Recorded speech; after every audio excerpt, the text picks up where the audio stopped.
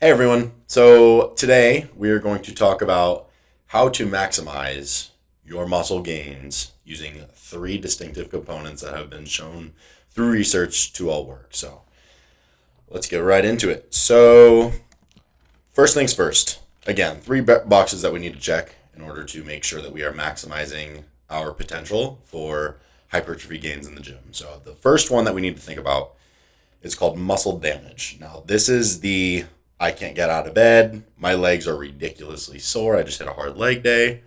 That's what muscle damage is going to be indicative of. Okay, so that is more local soreness to the target muscle.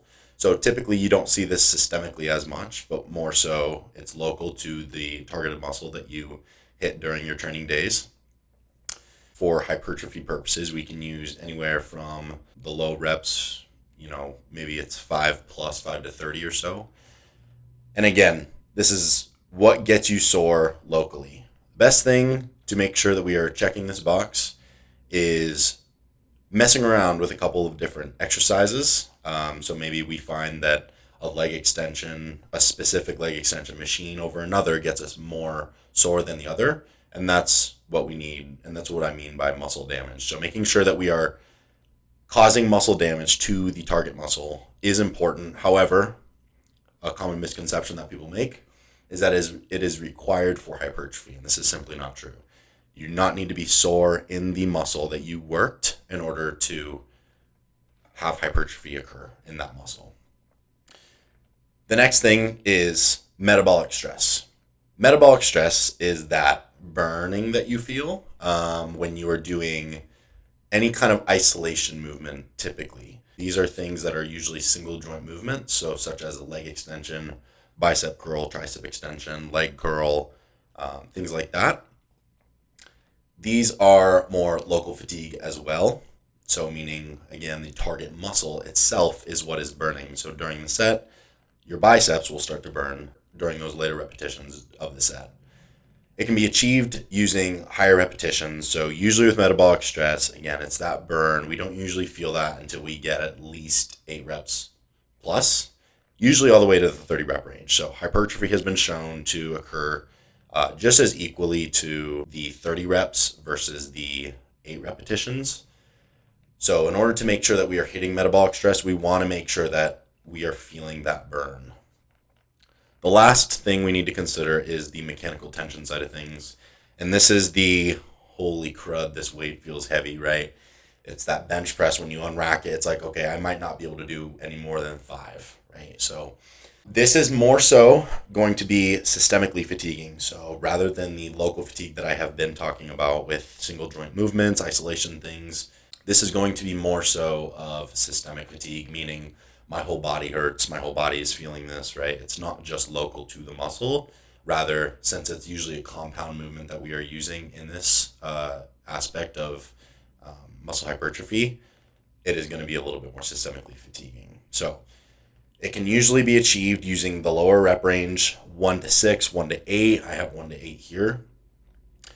So again, we want to make sure that we are loading the muscle mechanically rather than just trying to bring a bunch of metabolites to that designated muscle like the metabolic stress does. So how can we use this in our training? We want to start our workouts with about 1 to 2 exercises that checks the box for mechanical tension. So anything like a compound movement, so squats, bench, deadlift, bent over barbell row, hip thrust, right? Things that require multiple joints to move simultaneously. That's usually what we want to start with in our workout, obviously, after we do a proper warm up. Next, we want to have mostly the rest of our workout come from more isolation movements, and that is going to check the box of metabolic stress. So we're going to stick to, again, the rep range of 8 to 30. And again, for these exercises, they are usually lower risk of injury, meaning, if you do a leg extension, for example, you're probably not going to get injured on the leg extension when compared to the injury risk on maybe a barbell back squat, just simply because there are more moving parts, there's more working muscles, more stabilizers, and so on. So lower risk for injury, and when you're training for hypertrophy, right, we're not necessarily training for max performance on a specific lift. So keeping our injury risk low is important, since obviously when we're not in the gym, we're not making gains. So definitely prioritizing and making most of the volume come from the metabolic stress aspect of things is definitely going to be important. Now, lastly, we need to figure out, okay, what exercises is going to cause the most muscle damage, and usually we can figure this out by playing around with different exercises. So this might be something like a leg extension. Maybe that causes a bunch of muscle damage for you. It just messes your legs up. It's that feeling of, again, when you get out of the bed the next morning, holy crap, I did something, right? And that's, again, what muscle damage is. Now, once again, this is one of the things, this is just one of the three components of muscle hypertrophy.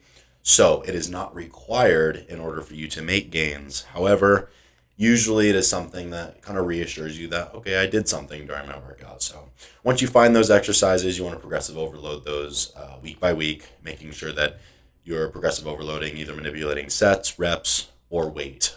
You can mess around with rest time. However, that's more so going to come from the metabolic stress side of things, and keeping it shorter rest times.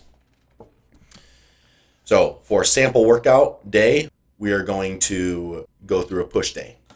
Now we are going to start, obviously, the three muscle groups that we work on a push day are going to be chest, delts, and triceps.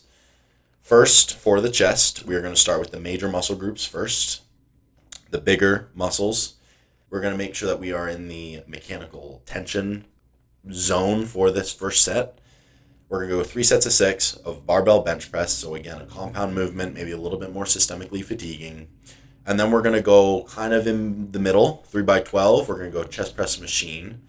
And then 2x20 of cable crossovers. This is a little bit more of a single joint movement, right? There are multiple joints, I suppose you could argue.